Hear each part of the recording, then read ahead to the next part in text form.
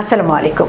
আমন্ত্রণ জাগো টিভি নিউজে, সঙ্গে আছি আমি আফরিন সুমনা। শুরুতে জানিয়ে দিচ্ছি সংবাদ শিরোনাম। এটা নিশ্চিত, চলমান যুদ্ধে ইরানিরাই জিতবে, মার্কিন অধ্যাপক মিয়ার শাইমারের মন্তব্যে তোলপাড়। ট্রাম্পের মাথার জন্য 123 কোটি টাকা পুরস্কার ঘোষণা। যে কোনো সময় ইসরায়েলে হামলা, হিজবুল্লাহ সহ আঞ্চলিক মিত্রদের প্রস্তুত থাকতে বলল ইরান। 4 মাসে প্রথম হামলা, সৌদি আরবে মার্কিন ঘাঁটিতে ব্যাপক ক্ষেপণাস্ত্র হামলা চালালো ইরান। নেতানিয়াহু ক্ষমতায় থাকলে ইসরায়েল ছাড়বে 1/4 ইহুদি, নতুন জরিপে ইসরায়েলের রাজনৈতিক অঙ্গনে নতুন করে শোরগোল।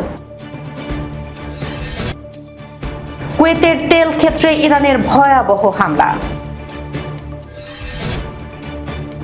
এক্সিওস রিপোর্ট, বৃহৎ পরিসরে যুদ্ধের আশঙ্কা, ইসরায়েলে আসছে একাধিক রিফুয়েলিং বিমান। ইরানে মার্কিন হামলা, খার্গো দ্বীপে হরিণের আর্তনাদ, ভিডিও ভাইরাল। দর্শক শিরোনাম শুনছিলেন, এবার জানিয়ে দিচ্ছে বিস্তারিত। এটা নিশ্চিত, চলমান যুদ্ধে ইরানিরাই জিতবে, মার্কিন অধ্যাপক মিয়ার শাইমারের মন্তব্যে তোলপাড়। ইসলামী প্রজাতন্ত্র ইরানের বিরুদ্ধে মার্কিন যুক্তরাষ্ট্রের নতুন দফা আগ্রাসনের কারণে পশ্চিম এশিয়ায় সংঘাত পুনরায় শুরু হওয়া প্রসঙ্গে এক বিবৃতিতে শিকাগো বিশ্ববিদ্যালয়ের একজন বিশিষ্ট আন্তর্জাতিক সম্পর্ক বিষয়ক গবেষক ও অধ্যাপক জোর দিয়ে বলেছেন, এটা নিশ্চিত ইরানিরাই জিতবে। IRNA কে উদ্ধৃত করে পার্স টুডে জানিয়েছে, শিকাগো বিশ্ববিদ্যালয়ের একজন বিশিষ্ট আন্তর্জাতিক সম্পর্ক বিষয়ক গবেষক ও অধ্যাপক জন মিয়ার শাইমার একটি সাক্ষাৎকারে বলেছেন, এটা নিশ্চিতভাবে বলা যায় ইরানিরাই জিতবে, কিন্তু মার্কিন প্রেসিডেন্ট ডোনাল্ড ট্রাম্প যা করবেন তা হলো বিজয় ঘোষণা করা এবং তার চারপাশের সবাই বলবে যে এটি একটি বিরাট বিজয়। তিনি আরো বলেন, কিন্তু প্রশ্ন হলো ট্রাম্প কি বেশিরভাগ আমেরিকানকে বোঝাতে পারবেন? আমি মনে করি তিনি পারবেন না। শিকাগো বিশ্ববিদ্যালয়ের এই অধ্যাপক আরো প্রশ্ন করেন, আপনাকে নিজেকেই প্রশ্ন করতে হবে, আপনি যা নিজের চোখে দেখছেন তা বিশ্বাস করবেন নাকি ট্রাম্প যা বলছেন তা? তিনি আরো বলেন, এই যুদ্ধের আগে প্রায় কেউই কল্পনা করেনি যে ইরানিরা এত ভালো করবে। ট্রাম্পের মাথার জন্য 123 কোটি টাকা পুরস্কার ঘোষণা। মার্কিন প্রেসিডেন্ট ডোনাল্ড ট্রাম্পের মাথার জন্য $1 কোটি পুরস্কার ঘোষণা করেছে ইরাক ভিত্তিক সশস্ত্র গোষ্ঠী Islamic resistance in Iraq. Bangladeshi মুদ্রায় যার পরিমাণ প্রায় 123 কোটি 12 লাখ টাকা। ইরানপন্থী এই সংগঠন জানায়, ট্রাম্পকে হত্যা করতে সক্ষম ব্যক্তিকে এই অর্থ পুরস্কার হিসেবে দেয়া হবে। এক বিবৃতিতে ট্রাম্পকে অপরাধী আখ্যা দিয়ে IRI জানায়, তাদের সদস্য ও সমর্থকদের অনুদানে গঠিত তহবিল থেকে এই $1 কোটি বরাদ্দ করা হয়েছে। যে ব্যক্তি বা গোষ্ঠী বা প্রতিষ্ঠান ট্রাম্পকে হত্যা করবে তারাই এই অর্থ পাবে বলে দাবি করা হয়েছে। বিবৃতিতে আরো বলা হয়, বিশ্বের স্বাধীনতাকামী মানুষ, শিশু ও বিজ্ঞানীদের হত্যাকারীকে বিচারের মুখোমুখি করতে চেষ্টা চালিয়ে যাবে। স্বৈরাচারীরা কখনো শান্তিতে থাকতে পারবে না। সম্মানিত মানুষের ক্ষোভ থেকে ওই অপরাধী ট্রাম্প নিরাপদ আশ্রয় পাবে না। সংগঠনটি আরো দাবি করেছে, তাদের যোদ্ধাদের জন্য প্রতিশোধ নেওয়া বাধ্যতামূলক অঙ্গীকার। বিবৃতিতে বলা হয়, শহীদদের রক্ত অভিশাপ হয়ে অহংকারীদের সিংহাসন কাঁপিয়ে দেবে, যতক্ষণ না আগ্রাসীরা পরাজিত হয় এবং স্বৈরাচারের দুর্গগুলো ধসে পড়ে। অন্যদিকে গালফ নিউজ এর এক প্রতিবেদনে বলা হয়েছে, সম্প্রতি ওয়াশিংটনে হোয়াইট হাউসে ইরাকের প্রধানমন্ত্রী আলী আল জাইদির সঙ্গে বৈঠকের সময় ট্রাম্প বলেন, 2020 সালে ইরানের জ্যেষ্ঠ সামরিক কমান্ডার জেনারেল কাসেম সোলেমানি এবং ইরাকের মিলিশিয়া নেতা আবু মাহদি আল মুহান্দিসকে হত্যার ঘটনায় তার ভূমিকা ছিল। ধারণা করা হচ্ছে, ট্রাম্পের এই প্রকাশ্য মন্তব্যকে কেন্দ্র করে ইসলামিক রেজিস্ট্যান্স ইন ইরাক তার মাথার জন্য ওই পুরস্কার ঘোষণার সিদ্ধান্ত নেয়। যে কোনো সময় ইসরায়েলে হামলা, হিজবুল্লাহ সহ আঞ্চলিক মিত্রদের প্রস্তুত থাকতে বলল ইরান।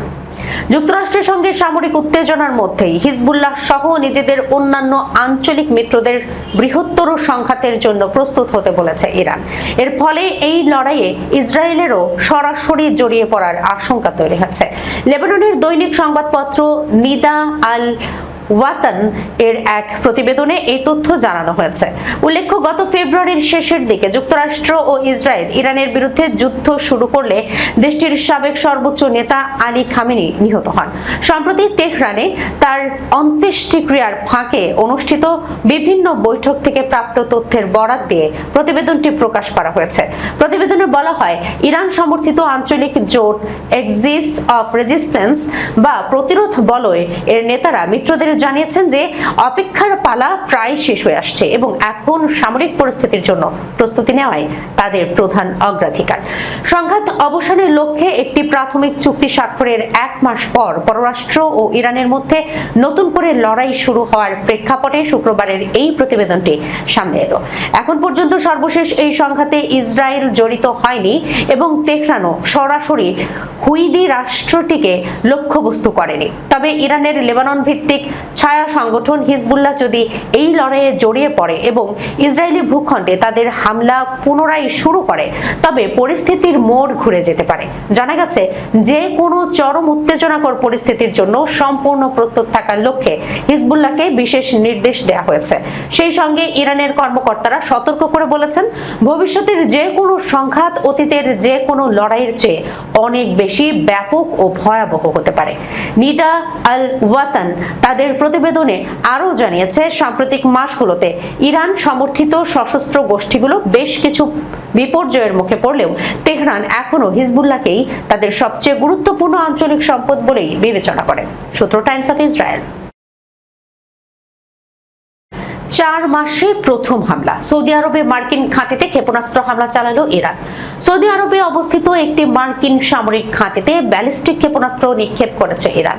প্রায় 4 মাসের মধ্যে উপসাগরীয় দেশটির বিরুদ্ধে এই প্রথম সরাসরি হামলা চালিয়েছে। শনিবার হামলা চালানো হয়েছে বলে জানা গেছে। মার্কিন সংবাদ মাধ্যম এক্সিওস এর এক প্রতিবেদক যুক্তরাষ্ট্রের এক কর্মকর্তার বরাত দিয়ে সামাজিক যোগাযোগ মাধ্যম এক্সে এই তথ্য জানান। তবে হামলার লক্ষ্যবস্তু বা ক্ষয়ক্ষতি সম্পর্কে ওই পোস্টে অতিরিক্ত কোনো তথ্য দেওয়া হয়নি বলে সংবাদ প্রকাশ করে তুর্কি বার্তা সংস্থা আনাদুলু এজেন্সি। এর আগে গত এপ্রিলের শুরুতে সৌদি আরবের জুবাইল পেট্রোকেমিক্যাল কমপ্লেক্সে হামলার মাধ্যমে সর্বশেষ সৌদি ভূখণ্ডে আঘাত হেনেছিল ইরান। পাকিস্তানের মধ্যস্থতায় হওয়া যুদ্ধবিরতি ভেঙে যাওয়ার পর হরমুজ প্রণালী ঘিরে যুক্তরাষ্ট্র ও ইরানের মধ্যে সাম্প্রতিক সপ্তাহগুলোতে পাল্টাপাল্টি সামরিক হামলার মধ্যেই এই হামলার খবর সামনে এলো। প্রসঙ্গত, জেনেভা শহরে আলোচনা চলা অবস্থায় গত 28 ফেব্রুয়ারি ইরানে হামলা চালায় মার্কিন ইসরায়েলি যৌথ বাহিনী। এতে আয়াতুল্লাহ আলী খামেনি সহ বেশ কয়েকজন শীর্ষ কর্মকর্তা নিহত হন। এর প্রতিবাদে 39 দিনে ইসরায়েল ও মধ্যপ্রাচ্যে থাকা মার্কিন ঘাঁটিগুলোতে 100 দফা হামলা চালায় ইরান। এরপর ইরানের 10 দফা প্রস্তাবের ভিত্তিতে 7 এপ্রিল যুদ্ধবিরতির প্রস্তাব দেন ট্রাম্প। পাকিস্তানের মধ্যস্থতায় 8 এপ্রিল যুদ্ধবিরতি কার্যকর হয় এবং 11 এপ্রিল ইসলামাবাদে সরাসরি বৈঠক করেন দুই দেশের প্রতিনিধিরা। আলোচনা ফলপ্রসূ না হয় 13 এপ্রিল হরমুজে নৌ অবরোধ আরোপ করা হয়। এরপর কয়েক দফা যুদ্ধবিরতির সময় বাড়ান ট্রাম্প। নেতানিয়াহু ক্ষমতায় থাকলে ইসরায়েল ছাড়বে 1/4 ইহুদি। ইসরায়েলের রাজনৈতিক অঙ্গনে নতুন করে শোরগোল ফেলে দিয়েছে সাম্প্রতিক এক জনমত জরিপ। ইসরায়েলের প্রভাবশালী গণমাধ্যম চ্যানেল 12 জানায়, আগামী নির্বাচনে বর্তমান প্রধানমন্ত্রী বেনিয়ামিন নেতানিয়াহু পুনরায় জয়ী হয়ে ক্ষমতায় ফিরলে দেশটির প্রায় 1/4 নাগরিক দেশ ছাড়ার কথা ভাবছে। চ্যানেল 12 এর একটি নতুন জনমত জরিপের বরাতে মিডল ইস্ট আই এই তথ্য জানিয়েছে। প্রকাশিত ওই সমীক্ষার তথ্য অনুযায়ী দেশের অন্য 68% নাগরিক জানিয়েছেন তারা এই মুহূর্তে দেশ ছাড়ার কোনো পরিকল্পনা করছেন না এবং অবশিষ্ট উত্তরদাতারা এই বিষয়ে এখনো চূড়ান্ত কোনো সিদ্ধান্ত নিতে পারেননি। নেতানিয়াহুর নতুন সম্ভাব্য শাসনকাল নিয়ে নাগরিকদের এই বড় অংশের নেতিবাচক মনোভাবের বিষয়টি মধ্যপ্রাচ্যের এই দেশটির রাজনীতিতে নতুন করে আলোড়ন সৃষ্টি করেছে। এই জনমত জরিপে আরও দেখা গেছে যে দেশটির প্রায় 67% নাগরিক চলতি সপ্তাহে নেতানিয়াহু নেতৃত্বাধীন জোট সরকারের পাস করা বিতর্কিত নতুন আইনের তীব্র বিরোধিতা করেছেন। বিতর্কিত এই নতুন আইনের মাধ্যমে তাওরাত অধ্যয়নকে আধা সাংবিধানিক মর্যাদা দেওয়া হয়েছে এবং একই সাথে সাথে সামরিক সেবা বা সেনাবাহিনীতে বাধ্যতামূলক যোগদান এড়ানো, কট্টর অর্থোডক্স ইসরায়েলিদের গ্রেপ্তার হওয়া থেকে সুরক্ষার ব্যবস্থা করা হয়েছে। দেশের সাধারণ জনগণের মাত্র 21% এই ধর্মীয় ও সামরিক ছাড় সংক্রান্ত নতুন আইনি পদক্ষেপের প্রতি নিজেদের সমর্থন ব্যক্ত করেছেন এবং বাকি অংশ এই বিষয়ে কোনো মন্তব্য করতে রাজি হননি।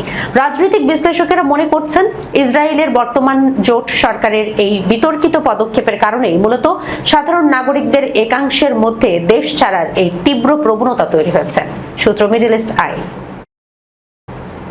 কুয়েতের তেল ক্ষেত্রে ইরানের ভয়াবহ হামলা। ইরানের উপর্যুপরি ও নৃশংস হামলায় কুয়েতের তেল খাতের একটি অত্যন্ত গুরুত্বপূর্ণ স্থাপনা মারাত্মকভাবে ক্ষতিগ্রস্ত হয়েছে। কুয়েত পেট্রোলিয়াম কর্পোরেশনের বরাত দিয়ে দেশটির রাষ্ট্রীয় বার্তা সংস্থা কুনা এই তথ্য নিশ্চিত করেছে। কুয়েত পেট্রোলিয়াম কর্পোরেশন শনিবার এক বিবৃতিতে জানিয়েছে, ইরানের আকস্মিক ও উপর্যুপরি হামলায় তেল খাতের একটি গুরুত্বপূর্ণ সাইট লক্ষ্যবস্তু করা হয়।